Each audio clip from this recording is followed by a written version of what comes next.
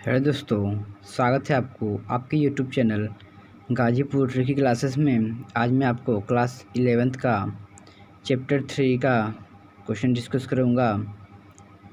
यदि आप हमारे चैनल पर नए हैं तो चैनल को सब्सक्राइब करके बेल आइकन को भी दबा लें, जैसे कि हमारे नए नए वीडियो का नोटिफिकेशन आप तक सबसे पहले पहुँचे। तो दिया हमारा क्वेश्चन नंबर 6 में,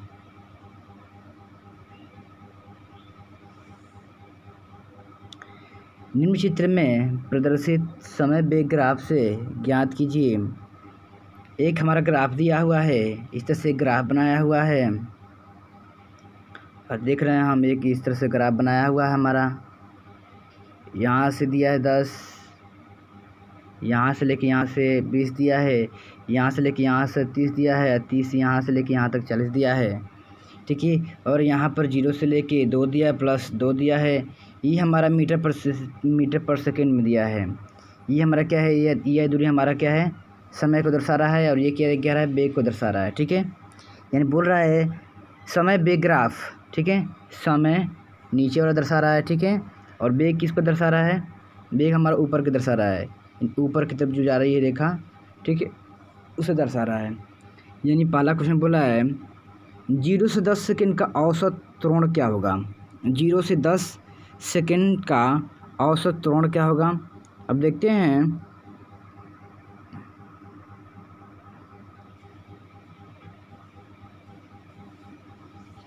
क्या दिया है, t1 बराबर दिया है 0 तथा t2 बराबर क्या दिया है, 10 सेकेंड दिया है।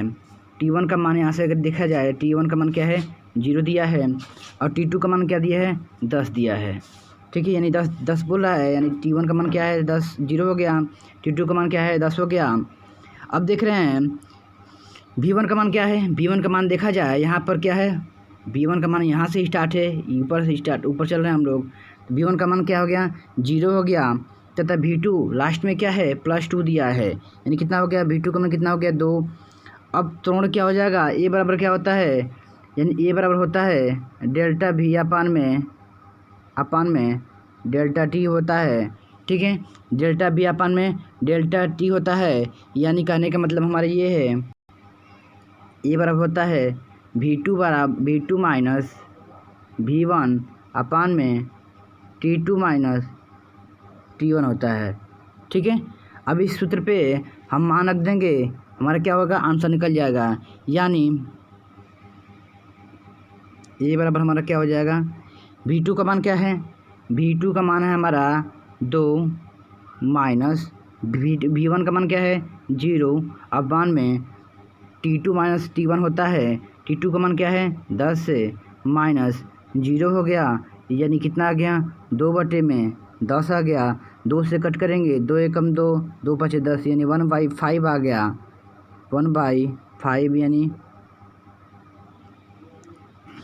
अब इसको जब हम सॉल्व करेंगे तो हमारा आएगा 0.2, किस में आएगा, मीटर पर सेकेंड स्क्वायर में आएगा, क्योंकि त्वरण का मान क्या होता, मात्रा क्या होता है, मीटर पर सेकेंड में होता है। किस में होगा, मीटर पर सेकेंड स्क्वायर हो जाएगा,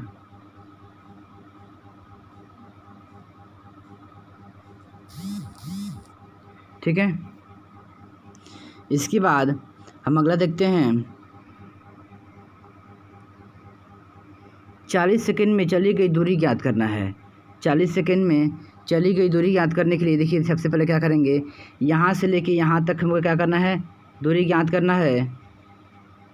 यहाँ से लेके यहाँ तक हमको क्या करना है, दूरी ज्ञात करना है, दूरी भी ज्ञात करना है व विस्थापन भी ज्ञात करना है। यानी 40 सेकेंड में चली गई दूरी व विस्थापन, तो दूरी के लिए सबसे पहले क्या करते हैं, देखिए वस्तु क्या है, सबसे पहले यहाँ तक चली है, इस तरह चली है, फिर इसके बाद इस तरह से चली है, फिर इसके बाद नीचे चली, नीचे आई है, फिर इसके बाद यहाँ तक चली है, ठीक है। तो ये जितनी दूरी है, यहाँ से यहाँ तक, या फिर यहाँ से यहाँ तक, फिर यहाँ से यहाँ तक, और यहाँ से यहाँ तक, यानी मान लिया जाए ये बिंदु A है, बिंदु B है, बिंदु C, बिंदु D और बिंदु E, यानी सबको जोड़ेंगे, यानी AB, BC, CD और DE, इन सारे माप को जोड़ेंगे, जितना आए वो हमारा क्या हो जाएगा, दूरी हो जाएगा। तो इस दूरी को कैसे निकालेंगे हम लोग, चलिए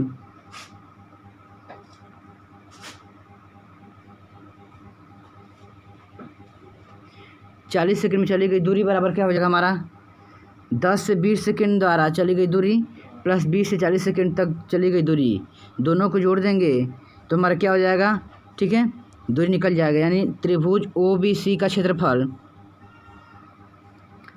त्रिभुज OBC यहाँ पर देखा जाए, ऊपर देख रहे हैं हम,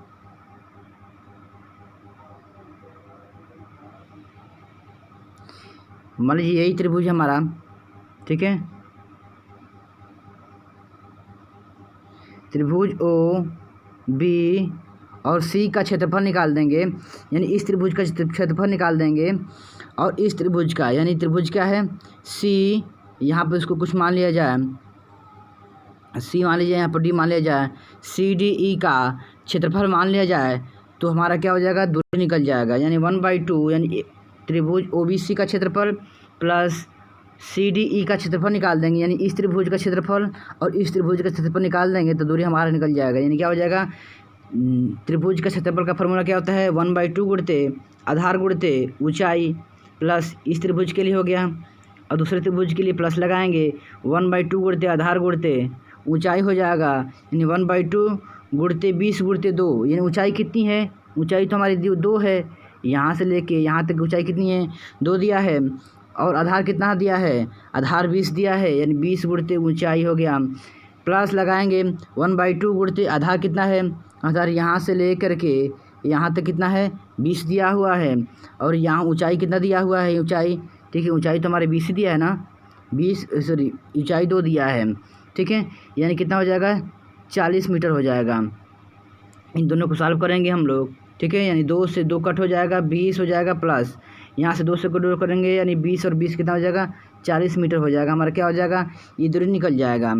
परंतु पूछ रहा है 40 सेकेंड में विस्थापन कितना होगा, यानी 1/2 गुणते 20 गुणते 2 बराबर 1/2 गुणते 20 गुणते 2 हो जाएगा, यानी माइनस में लगाएंगे, यानी दोनों को सॉल्व करेंगे, मान क्या आएगा 0 हमारा आएगा विस्थापन।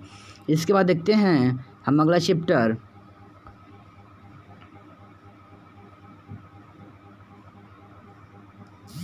अगला चैप्टर हमारा है सदिश विश्लेषण। सदिश विश्लेषण का मतलब क्या होता है, सदिश का मतलब सदिश, दिश का मतलब दिशा, दिशा को व्यक्त करना ही सदिश विश्लेषण कहलाता है। इसमें 2 सदिश होते हैं, ठीक है, दिशा को व्यक्त करने का ही को ही हम सदिश विश्लेषण करते हैं। सदिश विश्लेषण 2 प्रकार के होते हैं, यानी अदिश राशियाँ व सदिश राशियाँ। अदिश राशियाँ किसे कहते हैं, वे भौतिक राशियाँ जिन्हें व्यक्त करने के लिए केवल परिमाण की आवश्यकता होती है, दिशा की नहीं, उन्हें अदिश राशियाँ कहते हैं, जैसे दूरी, समय, दाब तथा चाल आदि। ये सब क्या है, अदिश। अदिश का मतलब ही पढ़ने से पता चलता है, अदिश, मतलब नहीं, दिशा मतलब दिश मतलब दिशा, दिशा की जरूरत नहीं पड़ेगी, केवल परिमाण ही की आवश्यकता होती है, ठीक है, यानी दूरी, समय, दाब तथा चाल आदि में हमें केवल परिमाण की आवश्यकता होती है, दिशा की नहीं। ये सब क्या है, हमारी अदिश राशियाँ कहलाती हैं, ठीक है। दूसरा हमारा है सदिश राशियाँ। सदिश, सदिश का मतलब जिसमें परिमाण और दिशा की दोनों की आवश्यकता होती है, यानी कहने का मतलब ये है, वे भौतिक राशियाँ जिन्हें व्यक्त करने के लिए परिमाण व दिशा दोनों की आवश्यकता होती है, उन्हें सदिश राशियाँ कहते हैं। जैसे स्थिति हो गया, विस्थापन हो गया, वेग, संवेग, आवेग आदि, ये सब क्या है, अदिश राशियाँ कहलाती हैं। इसको याद करने के लिए एक हम आपको ट्रिक बताता हूँ। जैसे ट्रिक क्या हमारा, उस आर्द्रता को चाबी दो। अदिश राशि याद करने का ट्रिक है, उस आर्द्रता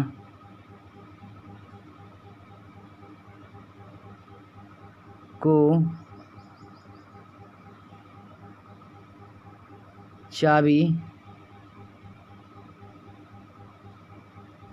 दो। इसको आप लोग नोट कर लीजिएगा। ऊ से ऊर्जा हो जाएगा, या स से समय हो जाएगा, ये आ से आयतन हो जाएगा, द से द्रव्यमान हो जाएगा, ता से तापमान हो जाएगा, को से कार्य हो जाएगा, चा से चाल हो जाएगा, बी से क्या हो जाएगा विद्युत धारा हो जाएगा, और दो से क्या हो जाएगा दाब हो जाएगा। ये सब क्या होंगे हमारी, ये सब हमारे जितने हैं ये सब अदिश राशियाँ हो जाएंगी। और सदिश राशि याद करने का ट्रिक क्या है, विषुवत बल, विषुवत बल,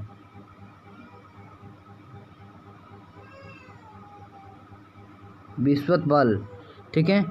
विषुवत बल, बी से विस्थापन, यश से संवेग, ब से वेग, त से त्वरण हो जाएगा, और बल तो दिया है ऑटोमेटिक, यानी विस्थापन, संवेग, वेग, त्वरण, बल, ये सब क्या है हमारी सदिश राशियाँ कहलाएंगी। याद करने का एक ट्रिक है। अब कैसे निकालते हैं, एक आता है अगला हमारा एकांक सदिश। एकांक सदिश क्या होता है, एक चलिए एकांक सदिश के बारे में जान लेते हैं। वह सदिश जिसका परिमाण इकाई होता है उसे एकांक सदिश कहते हैं। यदि सदिश ए का परिमाण वह सदिश जिसका परिमाण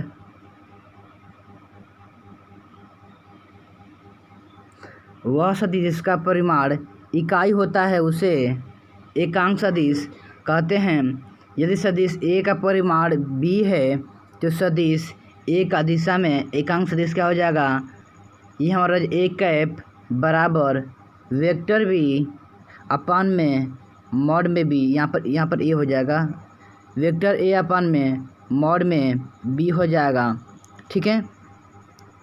यानी कहने का मतलब क्या हो जाएगा हमारा, मान लीजिए एग्जाम्पल पे देखा जाए, ए बराबर हमारा कुछ दिया हुआ है, ए बराबर हमारा दिया है 3i cap plus 2j cap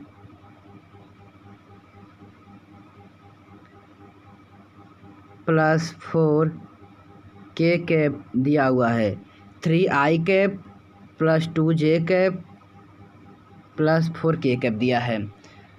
तो हमको इसका एकांक सदिश निकालना है। एकांक सदिश का फार्मूला क्या होता है, ए कैप बराबर वेक्टर ए बटे में मॉड में बी होता है, ठीक है। मान लीजिए इसका मॉड निकालते हैं, मॉड में ए निकालते हैं तो मॉड में ए का बराबर हो जाएगा हमारा, यानी इन संख्याओं का वर्गों का योग हो जाएगा, यानी कितना हो जाएगा 3 का स्क्वायर कितना हो जाएगा 9 प्लस 2 का स्क्वायर कितना हो जाएगा 4 प्लस 4 का स्क्वायर कितना हो जाएगा 16 हो जाएगा। अब तीनों संख्याओं को जोड़ेंगे 16 4 20, 20 9 कितना हो जाएगा 29 हो जाएगा, यानी रूट में कितना हो जाएगा 29 हो जाएगा, ठीक है, रूट में 29 हो जाएगा। अब क्या निकालना हमको, कुछ नहीं निकालना है, यानी क्या निकालना हमको, निकालना हमको एकांक सदिश। एकांक सदिश बराबर क्या होता है, वेक्टर ए अपान में मॉड में बी होता है, ठीक है, मॉड में बी, यानी कितना होता है, ए वेक्टर ए का मान क्या था 3i plus 2j plus 4k cap था, बटे में क्या हम निकाल देंगे मॉड का बी, यानी मॉड ए का मान क्या निकालते थे रूट में 29 निकालते, यही जो हमारा क्या हो जाएगा आंसर हो जाएगा, ठीक है। अब इसके बाद हम अगला देखते हैं, सदिशों का योग का त्रिभुज नियम क्या होता है। यानी इसका नियम के अनुसार है, इसको पढ़ने से पहले हम एक बात समझ लेंगे। यानी कोई त्रिभुज दिया हुआ है, मान लीजिए एक वेक्टर ये बनाया गया है, एक वेक्टर ये बनाया गया है, इसी से सटे हुए एक वेक्टर इससे बनाया गया है, ठीक है। ये त्रिभुज देखिए, जो त्रिभुज का देख रहे हैं, ये जो तीर होता है ये डायरेक्शन को दिखाता है, यानी सदिश किस दिशा में जा रहा है, ये तीर किस दिशा में जा रहा है। हम लोग जाएंगे कभी सड़क पे तो इस तरफ से तीर बना रहता है, इस तरफ से तीर बना रहता है, ठीक है, इस तरफ से तीर बना रहता है। ये सब क्या होता है डायरेक्शन को बताता है, यानी हमको इस दिशा में जाना है, और यानी घूम करके हम इसको इस तरह से जाना है, जब सीधे जाना है फिर इसके बाद क्या बोलना है दाएं बाएं मुड़ना है। इस तरह से क्या होता है हमको डायरेक्शन को बताता है। यानी कोई है त्रिभुज, ये रेखा है, ठीक है, इसके बाद ये एक रेखा और होगी हमारे, ये रेखा भी ए है, रेखा भी है, ठीक है। और त्रिभुज एक सीधा निकालना है, एक त्रिभुज बना दें तो इसकी लंबाई जो होगी ए और बी के योग के बराबर होगी। यानी त्रिभुज लगाएंगे पाइथागोरस पर में, यानी ये थीटा कोण बना रहा है तो क्या हो जाएगा आर बराबर हो जाएगा हमारा ए प्लस बी हो जाएगा, ठीक है, ए प्लस बी हो जाएगा। यानी देखा जाए यदि किसी कर्ण पर कार्यरत दो सदिश का परिमाण व दिशा किसी त्रिभुज की दो क्रमागत भुजाओं द्वारा निरूपित होता है तो उसका परिणामी सदिश उस त्रिभुज की तीसरी भुजा के परिमाण एवं दिशा से प्रदर्शित होता है। ठीक है, यानी देख रहे हैं ये एक त्रिभुज बनाया है। ठीक है, थीटा कोण यहाँ बन रहा है हमारा। ठीक है, यहाँ पर ओ है, यहाँ पर पी हो गया, यहाँ क्यू हो गया, यह भी इसके बीच की लंबाई ए है, ये बी हो गया हमारा। तो आर बराबर क्या हो जाएगा, ए प्लस बी हो जाएगा। यहाँ ए और बी दो क्रमागत सदिश हैं तथा ए दोनों भी सदिशों का परिमाण है। यदि दोनों सदिशों ए और बी के बीच का कोण थीटा हो तब उसकी परिणामी सदिश आर के लिए आर बराबर क्या हो जाएगा, यानी अगर थीटा बने तो क्या हो जाएगा, आर बराबर हो जाएगा A square plus B square plus 2ab cos थीटा। ठीक है, यहाँ तक आप लोग नोट कर लीजिए, बाकी का क्वेश्चन आपको अगली वीडियो में दिखाएंगे। यदि आप हमारे चैनल को सब्सक्राइब नहीं किया है तो प्लीज़ आप हमारे चैनल को सब्सक्राइब कर लीजिए और बेल आइकन को भी दबा लीजिए, जिससे कि हमारे नए वीडियो का नोटिफिकेशन आप तक सबसे पहले पहुँचे।